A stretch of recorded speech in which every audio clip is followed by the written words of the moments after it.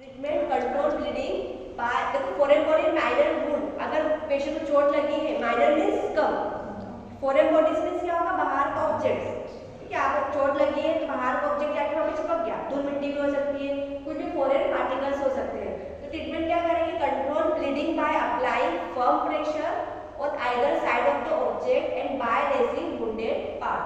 Control bleeding, अगर जहाँ पे चोट लगी है वहाँ से कंटिन्यू ब्लड बह रहा है, उसको क्या करना है, पहले स्टॉप करना है, कैसे, थोड़ा सा प्रेशर अप्लाई करके। अगर प्रेशर जहाँ से ब्लीडिंग हो रहा है वहाँ पे प्रेशर अप्लाई नहीं करोगे तो क्या होगा, कंटिन्यू ब्लीडिंग होगी कि नहीं।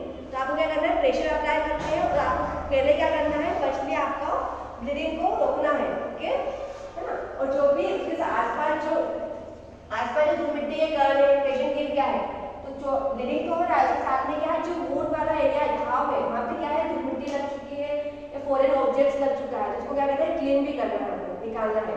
Cover the wound with gauze to minimise the risk of infection. आपने क्या किया, सोप, इससे पहले एक और पॉइंट, सोप एंड वाटर से आपको क्या करना है, वॉश करना है जहाँ पे चोट लगी है, ठीक है, आपको क्लीन करना है। पहले तो आपने कंप्रेस कर दिया, कंप्रेस करने से पहले क्या करना है, कंप्रेस करा तो जो धूल मिट्टी वो अंदर जा सकती है ना, तो उससे पहले आपको क्या करना है, फॉरेन ऑब्जेक्ट्स को निकालना है, फिर आपको क्या करना है, वो एरिया को जल्दी से सोप वाटर क्या करना है, क्लीन करना है। उसके बाद में आप कंप्रेस करोगे, कंप्रेस करने के बाद में आपको क्या करना है, उसको आप कंप्रेस होने के बाद में ब्लीडिंग जैसे स्टॉप हुआ वैसे क्या करना है, डेटोल लगाया आपने, डेटोल से क्लीन किया, उसके बाद में ऑइंटमेंट लगा सकते हैं, गोस्पीस जो होते हैं व्हाइट कलर के होते हैं गोस्पीस, वो लगा के आप कॉटन, ज्यादा ब्लीडिंग हो रहा है आपको पता है, कॉटन लगा के आप उसके ऊपर बैंडेज बांध सकते हो, टाइट बैंडेज में व्हाइट कलर के होते हैं बैंडेज, वो टाइट बांधना है ताकि ब्लीडिंग स्टॉप रहे, ओके। छोटा सा वुंड है और उसको क्या करना है, आपको गोस्पीस लगाना है, बैंडेज नहीं बांधना है। तो आप जो लास्ट ऑरेंज कलर का देखा, इलास्टिक था खींचने वाला, वो देखा है, रेड बैंडेज देखा है, पैर में बांधते ऑरेंज वाला, वैसे एक इलास्टिक ब्रांच होता है, डायना ब्रांच चिपकाने वाला होता है, आईवी साइड में लगाते हैं ना चिपकाने वाला, वैसे क्या करना है, ओवर स्ट्रेच करके उसको लगा दो, तो क्या हुआ, उसको बोलते हैं compressive bandage, compressive dressing, okay, compress कर देना। Wait around the object until you can bandage over it without pressing down. Hold the padding in place while finishing the bandaging. If you cannot pad, tie enough bandage around the object. आपको bandaging बांधना आना चाहिए, सिखाऊंगी आगे कैसे bandaging करते हैं, ठीक है। आप लोग लेके आए क्या, मैं आपको बोला था घर पे बैंडेज तो लेके आना, अपने पास लेके आना, वो बैंडेज पड़ी हुई लीजिए, ये तुम्हारे पास। हम नेक्स्ट पर डिस्कस करेंगे बैंडेजिंग। बैंडेजिंग के टाइप होते हैं, हाउ मेनी टाइप्स, कितने टाइप होंगे, 3 4 5 6 7 type. First is arm sling, देखा है, ऐसा हाथ लगा के रखते हैं, अगर किसी को यहाँ पे फ्रैक्चर हुआ है तो देखा होगा ना, यहाँ पे लगाते हैं ऐसे आर्म स्लिंग, वो आर्म स्लिंग होता है। एलिवेट आर्म स्लिंग, थोड़ा सा एलिवेट भी करके रख सकते हो, ऊपर भी रहता है, पैर को भी, आर्म मतलब आपके हाथ भी हो सकते हैं, साथ ही साथ पैर भी हो सकते हैं, ओके, पैर को भी एलिवेट करते हैं, मूवी में देखा होगा। Bandaging the dome of the skull, skull में भी बैंडेजिंग बांधते हैं अगर किसी को हेड फ्रैक्चर हुआ है तो। पाम, बैक ऑफ हेड, यहाँ पे भी होता है, यहाँ पे कभी किसी को फ्रैक्चर है यहाँ पे स्क्रीन लगा के ये कवर बैंडेज बांधते हैं। नी में, घुटने में, ankle, foot and ring pad, ring pad भी होता है जो आपको लगाना होता है, हम डिस्कस करेंगे।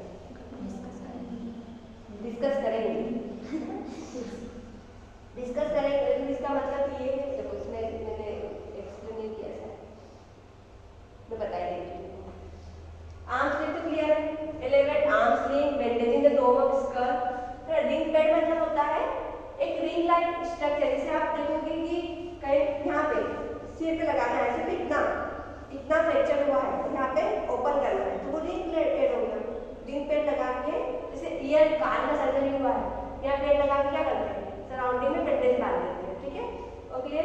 अब पेट पे भी क्या होता है, रिब्स का फ्रैक्चर हो जाता है, रिब्स का फ्रैक्चर हुआ है तो आप बैंडेज तो बांध सकते हो, पर आपको क्या करना है, सपोर्टिव पैड, सुना होगा सपोर्टिव पैड, चेस्ट में लगाते हैं, बाइंडर जिसको बोलते हैं, अब्डोमिनल बाइंडर बोलते हैं, ठीक है। ये तो बाइंडर है, ये आपने क्या किया, सपोर्ट के लिए क्या किया, अच्छे से। किसी को बैक पेन होता है तो क्या करते हैं, बाइंडर लगाते हैं ताकि पेशेंट को दर्द ना हो।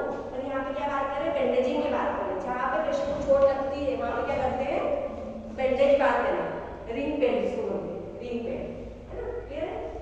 घुटने में भी चोट लगती है तो उसको भी क्या करना, सिर्फ घुटने को कवर करना।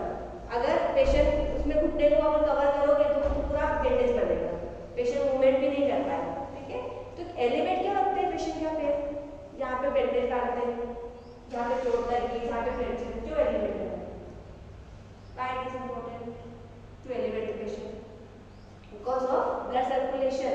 ठीक है, जहाँ पे ज़्यादा ब्लड सप्लाई होगा तो क्या होगा, स्वेलिंग भी ज़्यादा रहेगी, एडिमा हो सकता है और रेडनेस भी होगा, क्योंकि उस एरिया को क्या करना है, एडिमा को कम करना है, सूजन को कम करना है। सूजन को कम करोगे तो उसके लिए एलिवेट करोगे तो क्या होगा, सूजन धीरे धीरे ऑटोमेटिकली कम हो जाएगा, वहाँ पे ब्लड सप्लाई भी धीरे धीरे क्या होगा, कम होगा, और जहाँ पे ब्लीडिंग भी कम हो जाएगा। आपको डॉक्टर बोलते हैं कि कैनुला सुई लगाई है, निकालते हैं, उसके बाद में क्या बोलते हैं, इसको कंप्रेस करो और थोड़ा सा ऊपर रखो ताकि ब्लीडिंग, ऐसा करोगे तो ब्लड बहेगा। ठीक है, तो आप उसको कंप्रेस करके क्या करते हो, ऊपर करते हो ताकि ब्लड वहाँ पे कम हो जाए और वहाँ पे ब्लीडिंग स्टॉप हो जाए। ठीक है, जहाँ पे ब्लीडिंग ज़्यादा है उस एरिया को क्या करते हैं, एलिवेट कर देते हैं। ठीक है, सिर में चोट लगी है तो पेशेंट को बिठा के रखना है, एलिवेट करके रखना है, चेयर पे बिठा दो। ठीक है, तो जहाँ पे चोट है वहाँ पे एलिवेट कर देते हैं। Transportation of casualty with stretchers, keep the stretchers level of the ground. Stretcher पता है, जहाँ पेशेंट बैठा रहता है, स्ट्रेचर होते हैं। ठीक है, एक दो टाइप के स्ट्रेचर होते हैं, एक सिटिंग वाला स्ट्रेचर और एक लेटने वाला स्ट्रेचर, दो type. Carry the casualty with his feet facing the direction of move. Bring the stretcher to casualty and load the casualty to the stretcher. अब पेशेंट को स्ट्रेचर पे ले जा रहे हैं तो लेटने वाला है तो क्या करोगे, जहाँ पैर का पेशेंट का पैर फ्रैक्चर है तो उसको इसके नीचे पिलो रख सकते हैं, एलिवेट कर सकते हैं। कभी भी स्ट्रेचर विदाउट मेट्रेस नहीं होना चाहिए, ध्यान रखना। ठीक, कुछ जगह कुछ हॉस्पिटल में मैंने देखा है जहाँ पे मेट्रेस नहीं होता है, पेशेंट को बिना मेट्रेस के ही लेटाया जाता है, वो ले जाते हैं। ठीक है, तो वो बिना मेट्रेस नहीं होना चाहिए। ठीक है, आपको अगर लेटा दो मैं इतना कड़क लगेगा, और वो ठंड के दिनों में लोहे का होता है वो स्ट्रेचर, उसके ऊपर मेट्रेस होना चाहिए, उसके ऊपर लेटाना है। जहाँ पे फ्रैक्चर है वहाँ पे क्या करना है, अंडर द नी या फिर पेशेंट की जो फुट है, पैर है, उसके नीचे आप जहाँ पे फ्रैक्चर है वहाँ पे एलिवेट करना है, पिलो रख सकते हो। पिलो या फिर आपके पास वार्ड में पिलो है ही नहीं तो आप क्या कर सकते हो, बेडशीट है या फिर मेट्रेस, आपका ब्लैंकेट होता है, उसको फोल्ड करके रख सकते हो। ठीक है, इतना लगा सकते हो। हेड के नीचे भी क्या करना है, पिलो रखना है। टाइप्स ऑफ स्ट्रेचर दो से टाइप के होते हैं, वुडन स्ट्रेचर, एक लकड़ी वाला भी होता है स्ट्रेचर। ठीक है, देखा वो पुराने जमाने में यूज करते हैं। Collapsible stretcher with telescopic handle movement वाला, आप उसको वेट प्रॉपर भी कर सकते हो, हैंडल साइड ऊपर भी कर सकते हो, नीचे भी कर सकते हो। उसका पोजीशन के लिए, पेशेंट की पोजीशन के लिए आप उसको क्या कर सकते हो, स्टेबलाइज कर सकते हो एक ही जगह पे। इम्प्रोवाइज्ड स्ट्रेचर्स, इम्प्रोवाइज्ड मींस आप बड़े बड़े शहरों में देखोगे कि वो ऐसा स्ट्रेचर होता है इसमें बटन रिमोट से होता है, उसको क्या करते हैं, रिमोट से ऊपर कर दिया, नीचे कर दिया, साइड में लगा दिया, आपको कुछ नहीं करना, बस आप रिमोट कंट्रोल करके उसको यूज कर सकते हैं। वेट भी तो वैसे ही होता है, अपने आप वेट क्या होता है, उसको घुमाते जाओ, मेहनत करनी पड़ती है, पर वहाँ पे क्या है, रिमोट दबाया, ठीक है, बेड ऊपर हो गया, नीचे हो गया। ओटी में देखा, ऑपरेशन थिएटर में आप आगे देख पड़ोगे, वहाँ पे एक ऐसी मशीन होती है जहाँ पे रिमोट से चलती है। अपने कौन से अमन ओपन वाले रिमोट से चल रही है, नहीं, रिमोट हमसे अपना चेता हॉस्पिटल में थे, मेरे ओटी में थी, वहाँ पे हम रिमोट से चलाते थे। रिमोट से क्या किया, ऊपर कर दिया, नीचे कर दिया, बेड को टिल्ट करना, टिल्ट मतलब लेफ्ट टिल्ट करना है, राइट टिल्ट करना है। डॉक्टर बोलते हैं लेफ्ट टिल्ट करो, left tilt means left side पे थोड़ा टर्न करो, right tilt means right turn tilt करो। पेशेंट के पैरों के साइड में एलिवेट करना, that is Trendelenburg position, Trendelenburg, reverse Trendelenburg and patient की हेड साइड से टेंडलबर्ग होती है, मतलब पेशेंट की हेड साइड से क्या एलिवेट करना है या फिर पेशेंट के पैरों से एलिवेट करना है। ठीक है, अगर बैक की सर्जरी करना है तो फ्लैट सुपाइन या प्रॉन देंगे, प्रॉन पोजीशन मींस उल्टा लेटा है। ठीक है, उसके लिए तो आपको एक ही पोजीशन देनी पड़ेगी। नेक्स्ट इम्प्रोवाइज स्ट्रेचर क्या क्या होते हैं, रोल्ड ब्लैंकेट। ठीक है, आप देखोगे रोल्ड इस तरीके से होता है, रोल्ड ब्लैंकेट होता है। रोल्ड मतलब वैसा ब्लैंकेट होता है जो क्या रोल भी कर सको। आपने देखा है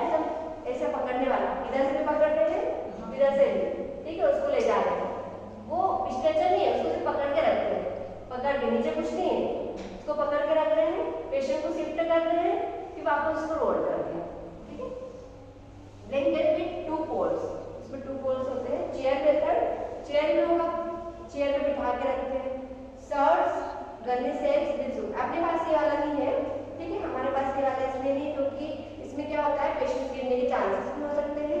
अगर किसी ने ठीक से नहीं पकड़ा तो पेशेंट गिर भी सकता है इसमें, ठीक है। इसमें क्या होता है दो स्टाफ है तो दो क्या मिडल साइड में है, दो पैरों के साइड में है, तो अच्छे से स्टेबलाइज करके अच्छे से पोजीशन देते हैं पकड़ना। Next is emergency methods of moving casualty. अगर पेशेंट को इमरजेंसी कैजुअलिटी का मतलब होता है पेशेंट को मूवमेंट अगर पेशेंट करता है तो उसमें क्या क्या इमरजेंसी मेथड्स होती है। One make human crutch conscious, patient conscious है देखना पड़ेगा कि पेशेंट कॉन्शियस है या नहीं। अगर कॉन्शियस है तो खुद बेड से खुद ट्रॉली से बेड पे जा सकता है पेशेंट। अगर बेहोश है तो आपको उठा के उसको बेड पे शिफ्ट करना पड़ेगा, ठीक है। कॉन्शियस मतलब होश में, able to walk with some assistance. Patient चल सकता है, पेशेंट खुद चल सकता है तो उसको स्ट्रेचर पे लेना है क्या? नहीं, बिठा के भी नहीं रखना है उसको, व्हीलचेयर पे भी नहीं बिठाना है उसको। आप जो लेटने वाला ठीक है क्या है स्ट्रेचर, इस पे भी लेटाना है। पेशेंट खुद चल सकता है, बस सपोर्ट चाहिए। पेशेंट सपोर्ट के साथ किसी का सपोर्ट करके आप उसको चला सकते हो, ठीक है।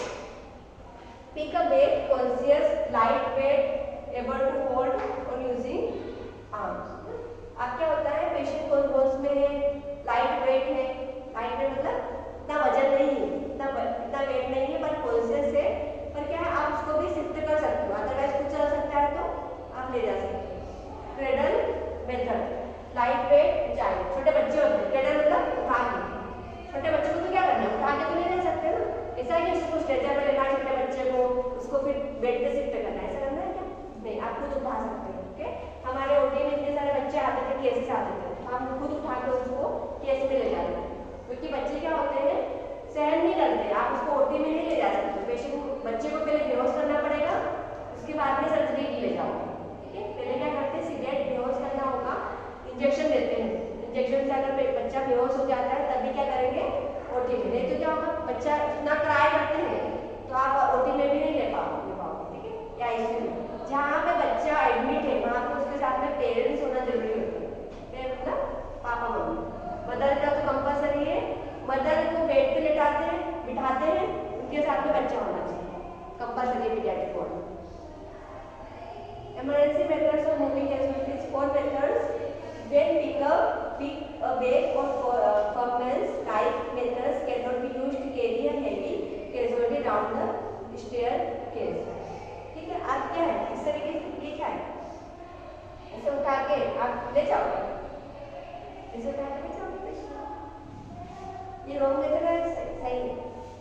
देखो फॉर्मनेस लिख पे क्या है कॉन्शियस होना चाहिए पेशेंट, कॉन्शियस है कि अनकॉन्शियस है, कॉन्शियस होश में है, अनकॉन्शियस मतलब पूरी तरीके से बेहोश है, लाइट वेट है। तो इस तरीके से ये क्या करते हैं पहले वाली मेथड के लिए आप तो कोई कुछ करता नहीं। Double human crutch conscious able to walk with some assistant. अगर पेशेंट चल सकता है तो आप उसको असिस्ट कर सकते हो, अगर नहीं चल सकता है तो आप किसी की हेल्प लेके क्या कर सकते हो स्ट्रेचर पे लेके। कौन चिल्ला रहा है?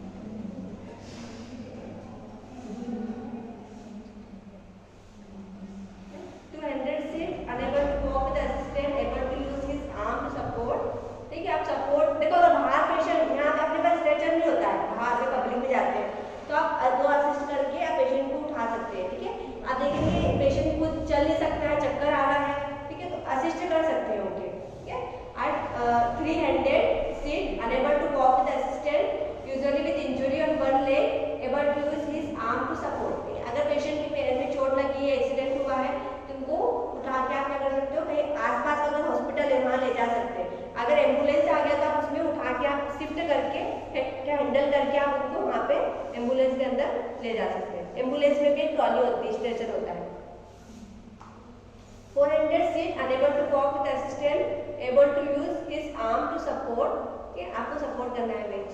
ठीक है, इस तरीके से आप दिख रहे हैं फ्रेंड्स, है ना। अगर पेशेंट को आप उठाते हैं तो आप इस तरीके से भी हैंडेड क्या होगा, दो लोग भी है तो वो अच्छे से होल्ड कर सकते हैं। बचपन में देखे ना एक खेल, क्या करते थे, ऐसे करते थे, किसी को बीच में बिठा लो और वो दोनों हाथों को ऐसे करो, सबने खेला है ना क्या, वो वाला भी एक मेथड होती है। ठीक है, and for and half methods unconscious, अगर पेशेंट को जैसे बेहोश हो चुका है, सस्टेन एब्डोमिनल इंजरी। ओके, अगर क्या है पेशेंट, देखो अगर एब्डोमिनल इंजरी है, चल नहीं सकता है, बेहोश हो चुका है पूरी तरीके से, तो आप इस तरीके से भी, दो लोग है, दो लोग एब्डोमिनल इंजरी में आप पूरी ऐसे उठा नहीं सकते हो, आपको देखो दो लोग हैं तो एक पैर पकड़ रहा है और पीछे आप उसको होल्ड कर रहे हो। इसमें कुछ क्वेश्चन है? देखो ये मतलब है कैजुअलिटी, मतलब होता है पेशेंट, और आप जब भी पेशेंट अगर कहीं गिरा है, चोट लगी है, तो आप बेहोश भी हैं, तो आपको पता होना चाहिए कि आप उसको कैसे हैंडल कर सकते हैं, असिस्ट कैसे कर सकते हैं। होश में है, थोड़ा आधा होश में है, हाफ कॉन्शियस है, हाफ अनकॉन्शियस है, सेमी कॉन्शियस बोलते हैं, तो उसको भी क्या थोड़ा तो होश में रहेगा ना, अब थोड़ा तो चल पाएगा पेशेंट, उसको सपोर्ट दे सकते हैं। ठीक है, या फिर लकड़ी दे दो, ये स्ट्रेचर होते हैं, स्ट्रेचर भी होते हैं, ठीक, पकड़ने वाला, वो भी दे सकते हैं। हॉस्पिटल्स में भी अपने पास स्ट्रेचर्स रखे होते हैं, या फिर व्हील चेयर होते हैं, या फिर बेड ट्रॉली होते हैं, बेड ट्रॉली, तो उस पर भी आप पेशेंट को ले जा सकते हैं। अपने पास वार्ड बॉयज होते हैं, वार्ड बॉय क्या करते हैं, हेल्प कर सकते हैं, या उनके साथ में कोई आया है उससे भी आप हेल्प ले सकते हो, ऐसे नहीं कि अकेले ही आपको करना है। जो बड़े बड़े हॉस्पिटल्स में क्या करते हैं, पेशेंट के साथ में जो आते हैं उसको बोलते हैं अटेंडर्स, उसको मना होता है, उसको हेल्प करने के लिए मना होता है। ठीक है, वो सब स्टाफ को करना है, वार्ड बॉयज को करना है, जितनी भी हॉस्पिटल की टीम होती है उनको हेल्प करना होता है। ठीक है, इन केस हॉस्पिटल के बाहर कोई एक्सीडेंट हुआ है तो आप हेल्प करना चाह रहे हैं, ठीक है, तो उस कंडीशन में आपको किस तरीके से हैंडल करना है पेशेंट को। एम्बुलेंस आ रहा है तब तक, देखो मान लो कि पेशेंट के हॉस्पिटल के पास में एक्सीडेंट हुआ या रोड पे हुआ है, जब एम्बुलेंस आने में टाइम लगेगा, ब्लीडिंग हो रहा है, चोट लगी है, तो उसको तुरंत आप किस तरीके से उठा के या फिर असिस्ट करके ले जा सकते हो। किसी ने हेल्प की इसकी रोड पे नहीं की, ऐसे देखिए केसेस एक्सीडेंट का देखे होंगे आप लोगों ने। ठीक है, तो उस कंडीशन में क्या करना है आपको, तुरंत